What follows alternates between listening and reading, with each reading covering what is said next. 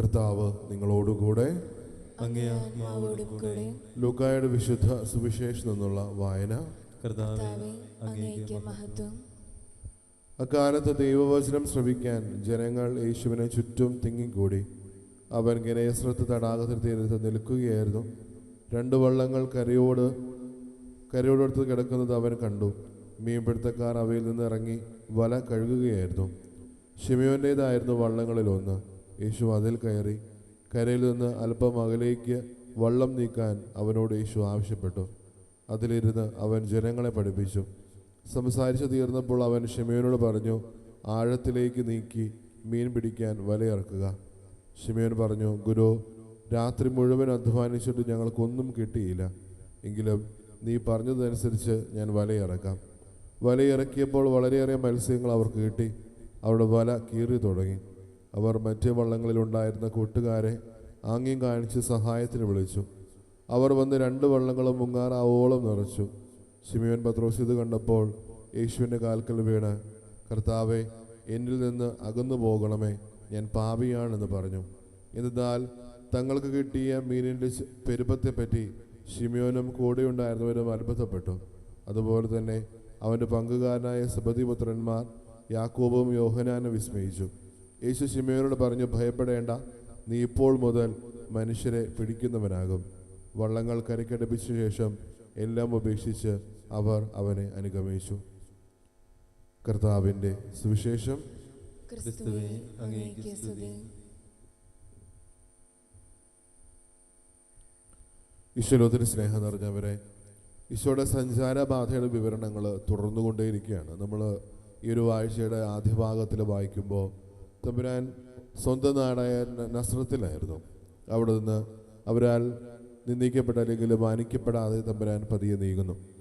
കഫർനാം എന്ന് പറയുന്ന ഒരു കടൽ തീര ഗ്രാമത്തിലേക്ക് ഈശോ കടന്നു ചെല്ലുന്നുണ്ട്. അവരോരോരുത്തരെയും ആ ഒരു ശിഷ്യത്വത്തിലേക്ക് ഉള്ള ക്ഷണത്തിനാണ് നമ്മൾ ഈ ഒരു ഭാഗം വായിച്ച് കേൾക്കുക. ലൂക്കായുടെ സുവിശേഷത്തിൽ, ലൂക്കായുടെ വിവരണത്തിൽ ആദ്യ ശിഷ്യന്മാരെ വിളിക്കുന്നതിൻ്റെ ഒരു പൂർണ്ണ വിവരണമാണ് നമ്മളത് വായിച്ച് കേൾക്കുക. ഓർക്കുക, നമ്മുടെ ജീവിതത്തിലേക്കും ഒരു ശിഷ്യത്തിനുള്ള ക്ഷണം പലപ്പോഴായിട്ട് നമ്മുടെ ജീവിതത്തിലും തമ്പുരാൻ നൽകുന്നുണ്ട്. എത്രത്തോളം അത് പൂർണ്ണമായിട്ട് നമ്മുടെ ഹൃദയങ്ങളിലേക്ക് സ്വീകരിക്കുന്നത് നമ്മൾ ഓരോരുത്തരും ഓർക്കേണ്ടതുണ്ട്. ഒരു സുവിശേഷം പരിശോധിക്കുമ്പോൾ ഒത്തിരിയേറെ കാര്യങ്ങൾ തമ്പുരാൻ നമ്മുടെ മുമ്പിലേക്ക് പറഞ്ഞു വയ്ക്കുന്നുണ്ട്. ആദ്യത്തെ, എന്തുകൊണ്ട് കഫർനാം എന്ന് പറയുന്ന ഒരു നഗരത്തിലേക്ക് പോയി? കാരണം അവർ ഓരോരുത്തരും ക്രിസ്തുവിനെ അറിയാനുള്ള ദാഹം അവരുടെ ജീവിതത്തിൽ പലപ്പോഴായിട്ടുണ്ടായിരുന്നു, അല്ലെങ്കിൽ ആ ഒരു ദാഹം പലപ്പോഴും കാണിച്ചു. കാരണം ഈശോ ഒരു ഗുരുവായിരുന്നു. ആ ഗുരു തൻ്റെ ജീവിതത്തിൽ പലപ്പോഴും മറ്റുള്ളവർക്ക് പഠിപ്പിച്ചു കൊടുക്കുന്നത് സിനഗോഗിലായിരുന്നു. പക്ഷേ ആ ഒരു സിനഗോഗിൽ ഉൾക്കൊള്ളുന്നതിനേക്കാളും കൂടുതൽ വ്യക്തികൾ ഈശോയെ കേൾക്കാനും ഈശോയുടെ വാക്കുകൾ ശ്രവിക്കാനും ആ ഒരു ഉപദേശം സ്വീകരിച്ച് ജീവിച്ച് മുന്നേറാനുള്ള ആഗ്രഹത്തോടു കൂടി ജനങ്ങൾ തിങ്ങിക്കൂടും നമ്മൾ കാണുന്നുണ്ട്. അതുകൊണ്ട് തന്നെ സിനഗോഗിലൊന്നും ഉൾപ്പെടാത്ത പദ്ധതിയിൽ ഒരു കടൽ തീരത്തേക്ക് കടന്നു ചെല്ലുന്നുണ്ടെങ്കിൽ അവർ ജീവിതത്തിൻ്റെ അന്നം എവിടെ തുടങ്ങുന്നു അവിടെ നിന്നാണ് ക്രിസ്തു അവരെ പഠിപ്പിച്ചു തുടങ്ങുന്നത്. അല്ലെങ്കിൽ ദൈവത്തെപ്പറ്റി അവർ ഓരോരുത്തരോടും പറഞ്ഞു കൊടുക്കുന്നതും ദൈവത്തിലേക്ക് അവരെ ചേർത്ത് പിടിക്കുന്നതും അതേ കടൽ തീരത്ത് നിന്നുകൊണ്ടാണ്. സ്നേഹമുള്ളവരെ, ജീവിതത്തിൽ എപ്പോഴും ഓർക്കേണ്ട ഒരു കാര്യം, പലപ്പോഴും തമ്പുരാൻ നമ്മളോട് സംസാരിക്കുന്നുണ്ട്. അത് നമ്മുടെ ജീവിതത്തിലെ പല ഘട്ടങ്ങളിലും പല സാഹചര്യങ്ങളിലും പലപ്പോഴായിട്ട് തമ്പുരാൻ പറയുകയും ചേർത്ത് പിടിക്കുകയും ചെയ്യുമ്പോൾ പലപ്പോഴും നമുക്കത് കേൾക്കാൻ പറ്റാതെ പോകുന്നുണ്ട്. ഒപ്പം ഒരു ഭാഗത്തിൽ ഒരു ശിഷ്യന്മാരെ വിളിക്കുമ്പോൾ അവരുടെ ജീവിതത്തിൽ അവർ ആ തീരത്ത് ആയിരിക്കുന്ന സമയത്ത് അവരെ മനുഷ്യർ പിടിക്കുന്നവനാക്കുന്നതിന് മുൻപ് അവർക്കൊരു തിരിച്ചറിവ് കൊടുക്കുന്നുണ്ട്. കാരണം ആ ഒരു കാലഘട്ടത്തിൽ ഓരോ പ്രാവശ്യം അവരുടെ ജീവിതത്തിലെ പാരമ്പര്യത്തിലൂടെ അവർക്ക് ലഭിച്ചൊരു അറിവെന്ന് പറയുന്നത് മീൻ പിടിക്കാൻ പോകേണ്ടത് രാത്രിയിലാണ്. അവരുടെ ആ ഒരു വഞ്ചിയിൽ അവർ തീരത്ത് കത്തിച്ചു വെച്ചിരിക്കുന്ന ഒരു റാന്തലിൻ്റെ വെളിച്ചത്തിൽ ഈ മീനുകൾ ഓരോന്നുമായിട്ട് ഓരോ കപ്പലുകൾ അല്ലെങ്കിൽ ഓരോ വള്ളങ്ങളിലേക്ക് ആകർഷിക്കപ്പെടുകയും അവർ കിട്ടുന്ന മീനിൻ്റെ ഒരു അളവ് എന്ന് പറയുന്നത് എപ്പോഴും കൂടുതലായിരിക്കും.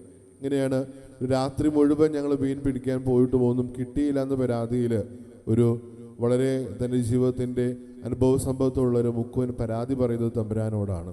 ഓർക്കുക, അത് തമ്പുരാനാണ് അവരോട് പറയുന്നത്, ആഴത്തിൽ നിങ്ങൾ വലയിറക്കുക. അതും പകലാണ് തമ്പുരാൻ അവരോട് പറയുക. സ്നേഹമുള്ളവരെ, പലപ്പോഴും ജീവിതത്തിലെ ഒരു തിരിച്ചറിവ് നമ്മൾ സ്വീകരിക്കുമ്പോൾ നമ്മുടെ ജീവിതവും പലപ്പോഴും മാറി മറിയുന്നുണ്ട്. കാരണം പലപ്പോഴും നമ്മുടെ അനുഭവ സമ്പത്ത് വെച്ചിട്ടും അല്ലെങ്കിൽ നമ്മുടെ ജീവിതത്തിൻ്റെ ഉൾക്കാഴ്ച വെച്ചിട്ടും പല കാര്യങ്ങളും നമ്മളും ഓരോ നിമിഷവും വിധിക്കുന്നുണ്ട്. അല്ലെങ്കിൽ ഈ ഒരു കാര്യങ്ങൾ ഇതൊക്കെ ഞാൻ ചെയ്തു, ഇനി ഇതിൻ്റെ അപ്പുറത്തോട്ട് ഒരു പരിണിത ഫലമോ അല്ലെങ്കിൽ വേറെ രീതിയിലുള്ള ഒരു ഉത്തരവുമില്ല എന്ന് നമ്മൾ പലപ്പോഴും പരാതിപ്പെടുമ്പോഴും പരിഭവത്തോടു കൂടി ആയിരിക്കുമ്പോഴും നമ്മൾ ഓർക്കേണ്ട ഒരു കാര്യം, തമ്പുരാൻ നമ്മുടെ ജീവിതത്തെ തൊട്ട് നമ്മളെ മുമ്പിലോട്ട് കൊണ്ടുപോകുന്നുണ്ട്. അവർ തിരിച്ചറിവിലെത്താൻ കാരണം നമ്മൾ ഓരോരുത്തരും അവിടുത്തെ അനുഗമിക്കുന്നവരാണ്, അവിടുത്തെ ശിഷ്യന്മാരാണ്. ആ ഒരു ശിഷ്യത്വത്തിൻ്റെ വില അറിഞ്ഞുകൊണ്ട് ജീവിക്കുന്ന ഓരോ നിമിഷവും നമ്മൾ തിരിച്ചറിയേണ്ട ഒരു കാര്യം, നമ്മുടെ ജീവിതവും തമ്പുരാൻ ഏറ്റെടുക്കുമെന്നുള്ള കാര്യമാണ്. കാരണം അവർ ജീവിതത്തിന് ഈ ഒരു ക്ഷണത്തിന് ശേഷം അവരോരോരുത്തരും തിരിച്ചറിയുന്നുണ്ട് അവരുടെ ശിഷ്യത്വത്തിൻ്റെ വില. അതുകൊണ്ട് തന്നെയാണ് പത്രോസ് വളരെ ഭംഗിയായിട്ട് തൻ്റെ ജീവിതത്തിൻ്റെ പാപഭോഗങ്ങൾ മനസ്സിലാക്കിയിട്ട് അവർ മനുഷ്യൻ തിരിച്ചറിഞ്ഞിട്ട് പറയുന്നത്, കർത്താവെ ഞങ്ങളിൽ നിന്ന് അകന്നു പോകണമേ, ഞങ്ങൾ പാപിയാണ്.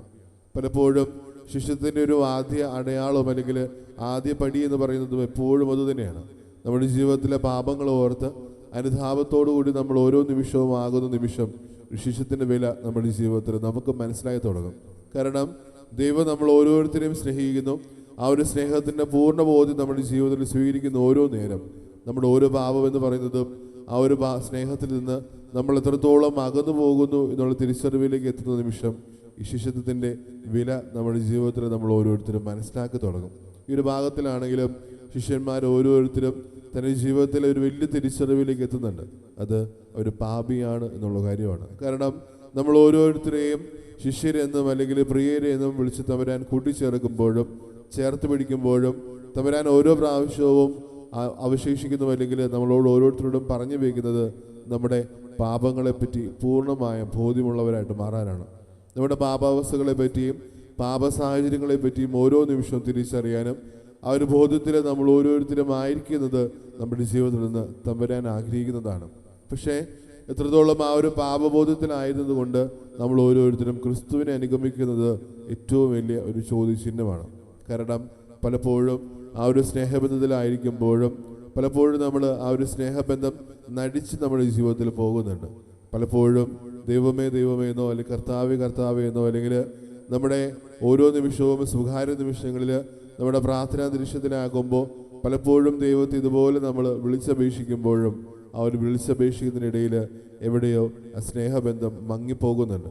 അതുകൊണ്ട് തന്നെ ഒരു ആദിമ ശിഷ്യന്മാർ തന്റെ ജീവിതത്തിൽ സ്വീകരിച്ചൊരു നയം എന്ന് പറയുന്നത് തമ്പുരാനെ സ്വീകരിക്കുന്ന നിമിഷം അല്ലെങ്കിൽ പൂർണ്ണമായിട്ട് അവിടുത്തെ പിന്തുടരുന്ന നിമിഷം അവരുടെ ജീവിതത്തിൽ അവരുടെ പാപാവസ്ഥകൾ അവർക്ക് മനസ്സിലാവുകയാണ്.